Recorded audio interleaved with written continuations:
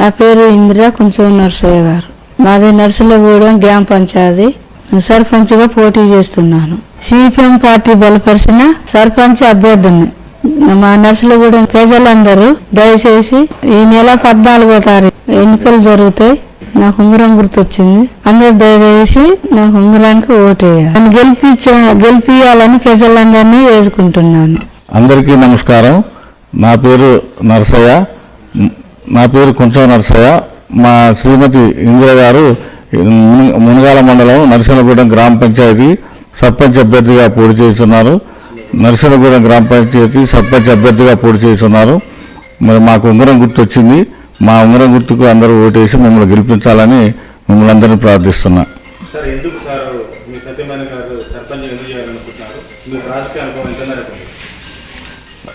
మేము ఈ నరసింహగూడెంలో ఇక్కడనే ఉండి గతంలో విద్యా కమిటీ చైర్మన్గా మా శ్రీమతి గారు చైర్మన్గా పోటీ చేశారు. అప్పుడు మాకందరూ యునానిమస్ చేయటం జరిగింది. మాకు ఉన్న చిన్న పదవితోటే ఇక్కడ ఎంతో కొత్త స్కూల్ ఏర్పాటు చేయటం, ఉన్న స్కూల్కు ప్రహరీ గోడ కట్టేయటం, అదనపు గదుల నిర్మాణం చేయటం, ఇలాంటి ఎన్నో పనులు చేయగలిగినాం. తదనంతరం నాకు కూడా నీటి సంఘం చైర్మన్గా యునానిమస్గానే మా ప్రజలందరూ ఇచ్చిన దానికి కూడా నా వంతుగా రైతులకు ఎంతో కొంత నేను పనిచేసి ఉన్నా. దాంతో నేను కొంచెం నా వ్యాపారాల రీత్యా నేను వేరే ఊరు వెళ్ళటం జరిగింది. కానీ ఇది ఒక ఫ్యాక్షన్ విలేజ్. ఇక్కడ ఎన్నో గొడవలు, ఎన్నో హత్యలు జరిగినాయి.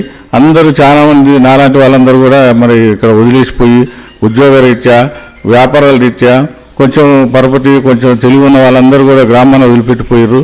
మరి వదిలిపెట్టిపోవడంతో దాంతో గ్రామాభివృద్ధి మొత్తం కుంటుపడింది. ఎవరు దాన్ని ఇన్సెంట్ తీసుకొని మళ్ళా బాధ్యత తీసుకొని మరి ఎవరు చేయట్లేదు. చూసి ఎవరైనా చేస్తే వాళ్ళకి సహకారం చేద్దామన్నా కానీ ఎవరు వాళ్ళ శక్తి సరిపోవట్లేదు. మరి నాకు ఇక్కడ మంత్రి గారు ఉత్తమ్ కుమార్ రెడ్డి గారు నాకు ఎప్పటి నుంచో పరిచయస్తులు. వారి సహకారంతో ఈ గ్రామాన్ని అభివృద్ధి చేయాలనుకుంటున్నా. మరి ఏదైనా చేయాలంటే నాకు ఇక్కడ బాధ్యత ఉండాలి. ఏ బాధ్యత లేకుండా నేను పోయి ఆయన అడిగినా వారు చేయడానికి కానీ నేను అడగటానికి కానీ నాకు కొంచెం అవకాశం లేకుంటుంది. దాంతో ఇక్కడ సర్పంచ్గా ఉండి ఈ గ్రామం చాలా వెనుకబడిపోయింది. కక్షలతోటి, కార్పణ్యాలతోటి, మా హత్యలతోటి చాలా వెనుకబడిపోయి ప్రజలందరూ కూడా ఎవరో ఒకళ్ళు మంచి వ్యక్తులు వస్తే వాళ్ళకి సాయం చేస్తామని చెప్పి అందరూ ప్రజలందరూ కూడా మీరు రావాలి, మీరు చేయాలని ఎంతోమంది ఫోన్లు చేసి ఒత్తిడి పెడితే నేను ఇక్కడికి వచ్చినా. మరి నేను ఇక్కడ రేపు గెలిస్తే నేను మరి ఉత్తమ్ పద్మావతి ఎమ్మెల్యే గారి సహకారంతో, ఆ మంత్రి గారి సహకారాలతోటి ఈ ఊరిని అభివృద్ధి చేయాలనుకుంటున్నా. దానికోసం ఇక్కడికి వచ్చింది తప్ప నాకు రాజకీయాలు చేయాలని కానీ నాకు వేరే ఉద్దేశం కానీ ఏం లేదు. అందుకోసం ఇక్కడ ప్రజలందరూ దాన్ని గమనించి నన్ను గెలిపిస్తే ఈ ఊరిని అభివృద్ధి చేయాలనే ఒకే లక్ష్యంతో మంత్రి గారికి అందరికీ సహకరించడానికి తయారుగా ఉన్నా. మరి నాకు ఏ పదవి లేనప్పుడు పోయి వారిని నేను అడగలేను. వారు నాకు చేయడానికి కూడా అవకాశం ఉండదు. కాబట్టి ఏదో ఒక పదవి ద్వారా ఈ గ్రామ ప్రజల రిప్రజెంటేటివ్ ద్వారా మరి మేము వెళ్ళాలనే నిర్ణయంతో మా శ్రీమతి గారు పోటీ చేయించడం జరిగింది.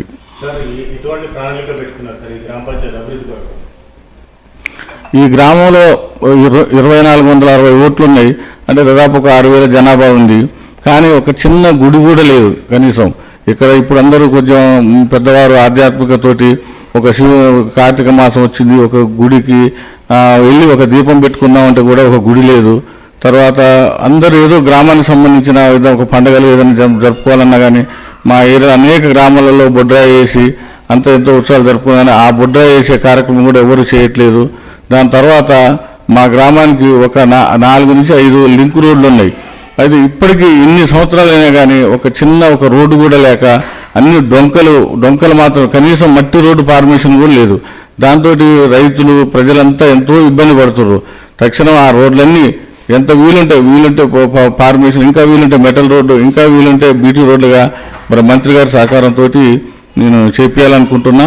అలాగే ఒక గుడి నిర్మాణం చేసి మా దగ్గర ఉన్న ప్రజలందరూ బయటికి వెళ్ళిపోయి వ్యాపారాలు చేసి ఉద్యోగాలు చేసి ఆర్థికంగా ఎంతో స్థితిలో ఉన్నారు. వాళ్ళందరూ కూడా సహకరించడానికి తయారుగా ఉన్నారు. కానీ ఇక్కడ ఉన్న ప్రజలు ఇక్కడ ఎవరో ఒక లిసెంట్ తీసుకొని అది చేసేందుకు వాళ్ళకు ఉన్న శక్తి సరిపోవట్లేదని నేను వచ్చి వాళ్ళు రేపు బొడ్రాయి చేసి ఆ సందర్భంగా వాళ్ళందరినీ ఊళ్ళోకి రప్పించి వాళ్ళ సహాయ సహకారాలతోటి ఆ ఊరిని మొత్తం గుడి ఏర్పాటు చేయటం, రోడ్లు లింక్ రోడ్లు చేయటం, తర్వాత ఇక్కడ ప్రభుత్వం నుంచి వచ్చే పథకాలను కూడా ఇక్కడున్న ప్రజలకు అందించడం ద్వారా మరి ఇక్కడున్న గ్రామ రాజకీయ కక్షలను కూడా అన్ని దూరం చేసి ఒక ప్రశాంత వాతావరణం నెలకొల్పడానికి మరి నేను ఇక్కడికి రావడం జరిగింది. ఇప్పుడు నేను చెప్పిందే మేనిఫెస్టో. ఇక్కడ వివిధ వర్గాలు, వివిధ కులాలు ఉన్నాయి, వాళ్ళ కుల దేవతలు ఉన్నారు. ఆ కుల దేవతలకు కూడా గుళ్ళు అవి కట్టుకోవాలనుకుంటారు. వాళ్ళ కుల సంఘాలకు సహకరించి ఫస్ట్ వాళ్ళ గుడ్లు కట్టుకోవడానికి నిర్మాణంలో సహకరించటం, తర్వాత గ్రామ ప్రజలందరికీ సంబంధించిన ఒక మందిర నిర్మాణం, ఒక రోడ్లు ఇవన్నీ చేసి ప్రభుత్వం నుంచే పథకాలన్నీ కూడా నేను ఎమ్మెల్యే గారితో, మంత్రి గారితో మాట్లాడి ప్రజలకు అందించాలనే లక్ష్యంతో నేను ముందుకు వచ్చిన.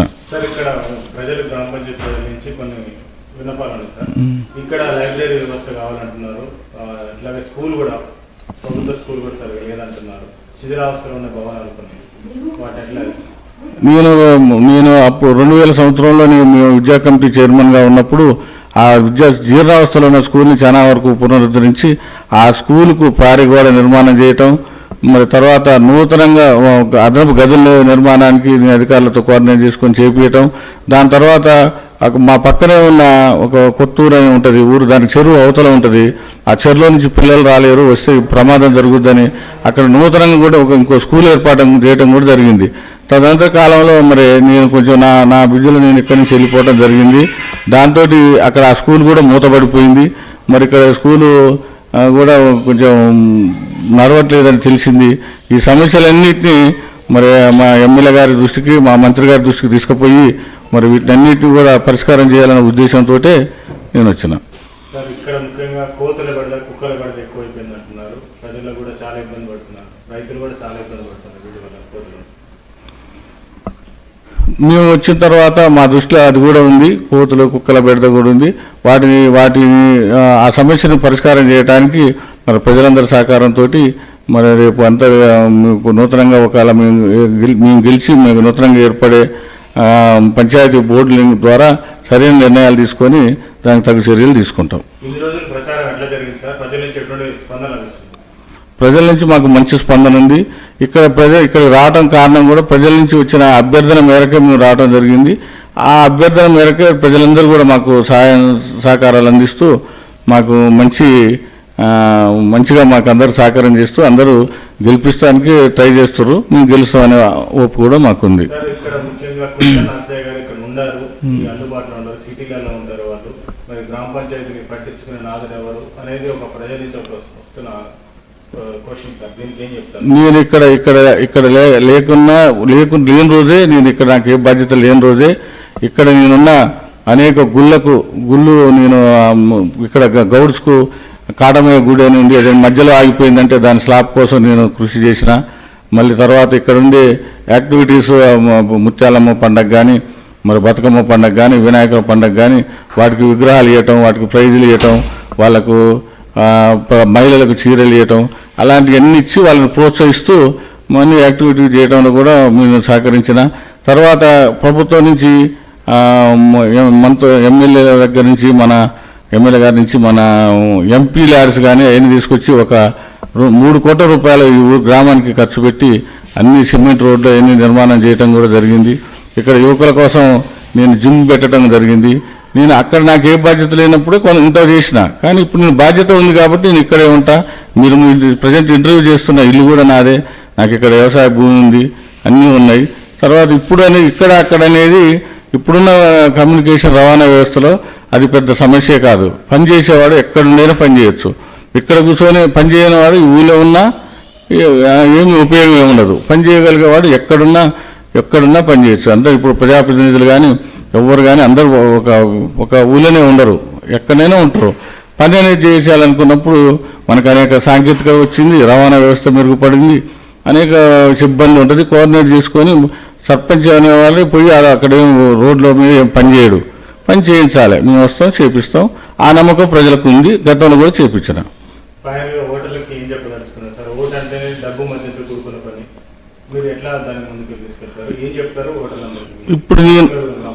ఇప్పుడు నేను చెప్పిన విషయాలన్నీ పరిగణలోకి తీసుకొని మరి ప్రజలకు నేను ఏమైతే చెప్పినో అవన్నీ నేను చేపిస్తా.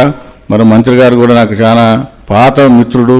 మరి ఉత్తమ్ కుమార్ రెడ్డి గారి సహకారంతో మరి నేను వారిని నాకున్న పరిచయంతో నాకున్న సాన్నిధ్యంతో నేను అన్ని సమస్యలన్నీ వాళ్ళ దృష్టికి తీసుకుపోగలను. అన్ని సమస్యలను కూడా పరిష్కారం చేయగలను. నేను ఏమైతే చెప్పినో అవన్నీ చేసి చూపిస్తా. ఎన్నికలు ఎప్పుడు ఉన్నాయి? ఎప్పుడు బ్యాలెట్ పేపర్లో గుర్తింపు వచ్చింది? ఎన్నికలు 14వ తారీఖు 7 గంటలకు స్టార్ట్ అవుతాయి. మాకు ఉంగరం గుర్తు వచ్చింది. మరి ప్రజలందరూ ఆశీర్వదించి మమ్మల్ని అత్యధిక మెజార్టీతో గెలిపించాలని ప్రజలను కోరుతున్నాం. అందరికీ నమస్కారం. నా పేరు ఇందిరా కొంచెం నర్సయ్య గారు. మాది నర్సులగూడెం గ్రామ పంచాయతీ. సర్పంచ్గా పోటీ చేస్తున్నాను. సిపిఎం పార్టీ బలపరిచిన సర్పంచ్ అభ్యర్థిని. మా నర్సులగూడెం ప్రజలందరూ దయచేసి ఈ నెల 14వ తారీఖు ఎన్నికలు జరుగుతాయి. నాకు ఉంగరం గుర్తొచ్చింది. అందరు దయచేసి నాకు ఉంగరానికి ఓటేయాలి. గెలిపియాలని ప్రజలందరినీ వేసుకుంటున్నాను. అందరికీ నమస్కారం. నా పేరు నరసయ్య. నా పేరు కొంచెం నరసయ్య. మా శ్రీమతి ఇందిర గారు మునగాల మండలం నరసింహగూడెం గ్రామ పంచాయతీ సర్పంచ్ అభ్యర్థిగా పోటీ చేస్తున్నారు. నరసింహగూడెం గ్రామ పంచాయతీ సర్పంచ్ అభ్యర్థిగా పోటీ చేస్తున్నారు. మరి మాకు ఉంగరం గుర్తు వచ్చింది. మా ఉంగరం గుర్తుకు అందరూ ఓటేసి మమ్మల్ని గెలిపించాలని మిమ్మల్ని అందరినీ ప్రార్థిస్తున్నా. సార్, ఎందుకు సార్ మీ సత్యమైన గారు సర్పంచ్ ఎందుకు చేయాలనుకుంటున్నారు? మీ రాజకీయ అనుభవం ఎంత మేరకు? మేము ఈ నరసింహగూడెంలో ఇక్కడనే ఉండి గతంలో విద్యా కమిటీ చైర్మన్గా మా శ్రీమతి గారు చైర్మన్గా పోటీ చేశారు. అప్పుడు మాకందరూ యునానిమస్ ఇవ్వడం జరిగింది. మాకు ఉన్న చిన్న పదవితోటే ఇక్కడ ఎంతో కొత్త స్కూల్ ఏర్పాటు చేయటం, ఉన్న స్కూల్కు ప్రహరీ గోడ కట్టేయటం, అదనపు గదుల నిర్మాణం చేయటం, ఇలాంటి ఎన్నో పనులు చేయగలిగినాం. తదనంతరం నాకు కూడా నీటి సంఘం చైర్మన్గా యునానిమస్గానే మా ప్రజలందరూ ఇచ్చిన దానికి కూడా నా వంతుగా రైతులకు ఎంతో కొంత నేను పనిచేసి ఉన్నా. దాంతో నేను కొంచెం నా వ్యాపారాల రీత్యా నేను వేరే ఊరు వెళ్ళటం జరిగింది. కానీ ఇది ఒక ఫ్యాక్షన్ విలేజ్. ఇక్కడ ఎన్నో గొడవలు, ఎన్నో హత్యలు జరిగినాయి. అందరూ చాలామంది నాలాంటి వాళ్ళందరూ కూడా మరి ఇక్కడ వదిలేసిపోయి ఉద్యోగ రీత్యా, వ్యాపారాల రీత్యా కొంచెం పరపతి, కొంచెం తెలివి ఉన్న వాళ్ళందరూ కూడా గ్రామాన్ని వదిలిపెట్టిపోయారు. మరి వదిలిపెట్టిపోవడంతో దాంతో గ్రామాభివృద్ధి మొత్తం కుంటుపడింది. ఎవరు దాన్ని ఇన్సెంట్ తీసుకొని మళ్ళా బాధ్యత తీసుకొని మరి ఎవరు చేయట్లేదు. ఎవరైనా చేస్తే వాళ్ళకి సహకారం చేద్దామన్నా కానీ ఎవరు వాళ్ళ శక్తి సరిపోవట్లేదు. మరి నాకు ఇక్కడ మంత్రి గారు ఉత్తమ్ కుమార్ రెడ్డి గారు నాకు ఎప్పటి నుంచో పరిచయస్తులు. వారి సహకారంతో ఈ గ్రామాన్ని అభివృద్ధి చేయాలనుకుంటున్నా. మరి ఏదైనా చేయాలంటే నాకు ఇక్కడ బాధ్యత ఉండాలి. ఏ బాధ్యత లేకుండా నేను పోయి ఆయన అడిగినా వారు చేయడానికి కానీ నేను అడగటానికి కానీ నాకు కొంచెం అవకాశం లేకుంటుంది. దాంతో ఇక్కడ సర్పంచ్గా ఉండి ఈ గ్రామం చాలా వెనుకబడిపోయింది. కక్షలతోటి, కార్పణ్యాలతోటి, మా హత్యలతోటి చాలా వెనుకబడిపోయి ప్రజలందరూ కూడా ఎవరో ఒకళ్ళు మంచి వ్యక్తులు వస్తే వాళ్ళకి సాయం చేస్తామని చెప్పి అందరూ ప్రజలందరూ కూడా మీరు రావాలి, మీరు చేయాలని ఎంతోమంది ఫోన్లు చేసి ఒత్తిడి పెడితే నేను ఇక్కడికి వచ్చినా. మరి నేను ఇక్కడ రేపు గెలిస్తే నేను మరి ఉత్తమ్ పద్మావతి ఎమ్మెల్యే గారి సహకారంతో, ఆ మంత్రి గారి సహకారాలతోటి ఈ ఊరిని అభివృద్ధి చేయాలనుకుంటున్నా. దానికోసం ఇక్కడికి వచ్చింది తప్ప నాకు రాజకీయాలు చేయాలని కానీ నాకు వేరే ఉద్దేశం కానీ ఏం లేదు. అందుకోసం ఇక్కడ ప్రజలందరూ దాన్ని గమనించి నన్ను గెలిపిస్తే ఈ ఊరిని అభివృద్ధి చేయాలనే ఒకే లక్ష్యంతో మంత్రి గారికి అందరికీ సహకరించడానికి తయారుగా ఉన్నా. మరి నాకు ఏ పదవి లేనప్పుడు పోయి వారిని నేను అడగలేను. వారు నాకు చేయడానికి కూడా అవకాశం ఉండదు. కాబట్టి ఏదో ఒక పదవి ద్వారా ఈ గ్రామ ప్రజల రిప్రజెంటేటివ్ ద్వారా మరి మేము వెళ్ళాలనే నిర్ణయంతో మా శ్రీమతి గారు పోటీ చేయించడం జరిగింది.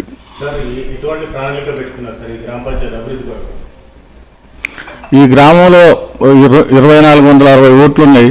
అంటే దాదాపు ఒక 6000 జనాభా ఉంది. కానీ ఒక చిన్న గుడి కూడా లేదు కనీసం. ఇక్కడ ఇప్పుడు అందరూ కొంచెం పెద్దవారు ఆధ్యాత్మికతోటి ఒక కార్తీక మాసం వచ్చింది, ఒక గుడికి వెళ్ళి ఒక దీపం పెట్టుకుందామంటే కూడా ఒక గుడి లేదు.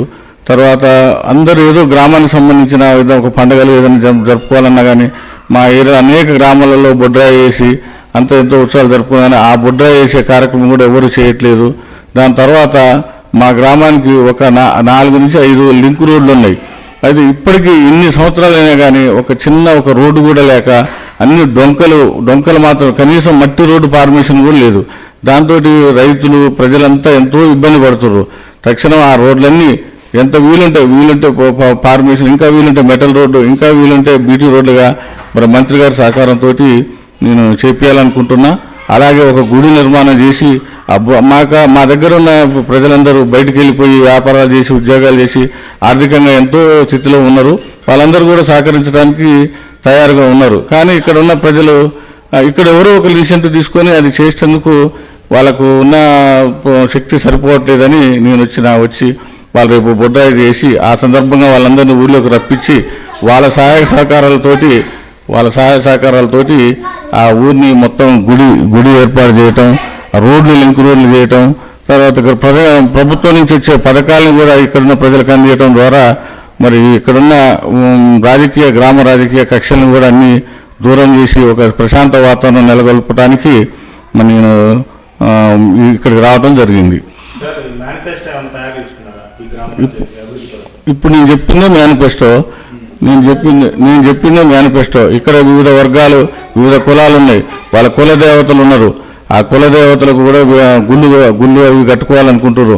వాళ్ళ కుల సంఘాలకు సహకరించి ఫస్ట్ వాళ్ళ గుడ్లు కట్టుకోవడానికి నిర్మాణంలో సహకరించటం, తర్వాత గ్రామ ప్రజలందరికీ సంబంధించిన ఒక మందిర నిర్మాణం, ఒక రోడ్లు ఇవన్నీ చేసి ప్రభుత్వం నుంచే పథకాలన్నీ కూడా నేను ఎమ్మెల్యే గారితో మంత్రి గారితో మాట్లాడి ప్రజలకు అందించాలనే లక్ష్యంతో నేను ముందుకు వచ్చిన. సార్, ఇక్కడ ప్రజలు గ్రామ పంచాయతీ నుంచి కొన్ని విన్నపాలు ఉన్నాయి సార్.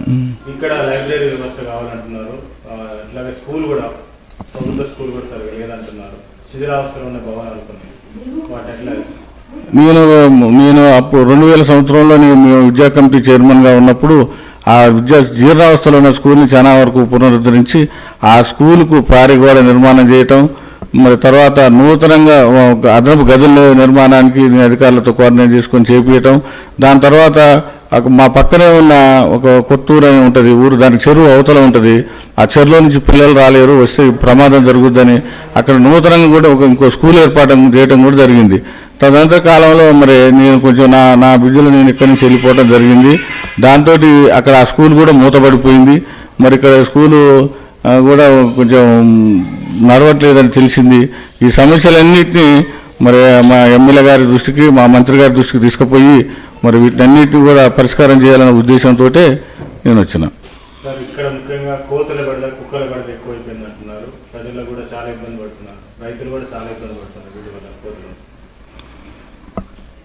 మేము వచ్చిన తర్వాత మా దృష్టిలో అది కూడా ఉంది, కోతులు కుక్కల బెడద కూడా ఉంది.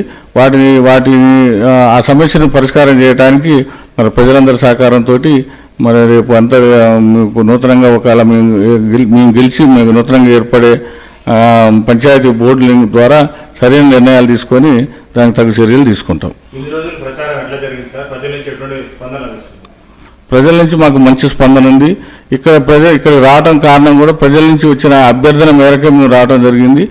ఆ అభ్యర్థన మేరకే ప్రజలందరూ కూడా మాకు సహకారాలు అందిస్తూ మాకు మంచిగా మాకు అందరూ సహకారం చేస్తూ అందరూ గెలిపిస్తానికి ట్రై చేస్తారు. మేము గెలుస్తామనే ఓపు కూడా మాకుంది. అందుబాటులో ఉండరు, సిటీలలో ఉంటారు వాళ్ళు. మరి గ్రామ పంచాయతీని పట్టించుకునే నాదులు ఎవరు అనేది ఒక ప్రజల నుంచి వస్తున్న క్వశ్చన్ సార్. దీనికి ఏం చెప్తారు? నేను ఇక్కడ లేని రోజే, నేను ఇక్కడ నాకు ఏ బాధ్యత లేని రోజే ఇక్కడ నేనున్న అనేక గుళ్ళు నేను ఇక్కడ గౌడ్స్కు కాటమయ్య గుడి అని ఉండి అది మధ్యలో ఆగిపోయిందంటే దాని స్లాబ్ కోసం నేను కృషి చేసిన. మళ్ళీ తర్వాత ఇక్కడ ఉండే యాక్టివిటీస్ ముత్యాలమ్మ పండగ కానీ, మరి బతుకమ్మ పండగ కానీ, వినాయక పండగ కానీ వాటికి విగ్రహాలు ఇవ్వటం, వాటికి ప్రైజులు ఇవ్వటం, వాళ్ళకు మహిళలకు చీరలు ఇవ్వటం, అలాంటివన్నీ ఇచ్చి వాళ్ళని ప్రోత్సహిస్తూ మనీ యాక్టివిటీ చేయడంలో కూడా మేము సహకరించిన. తర్వాత ప్రభుత్వం నుంచి ఎమ్మెల్యే దగ్గర నుంచి ఎమ్మెల్యే గారి నుంచి మన ఎంపీ ల్యాడ్స్ కానీ అవన్నీ తీసుకొచ్చి ఒక 3 కోట్ల రూపాయలు ఈ గ్రామానికి ఖర్చు పెట్టి అన్ని సిమెంట్ రోడ్లు అవన్నీ నిర్మాణం చేయడం కూడా జరిగింది.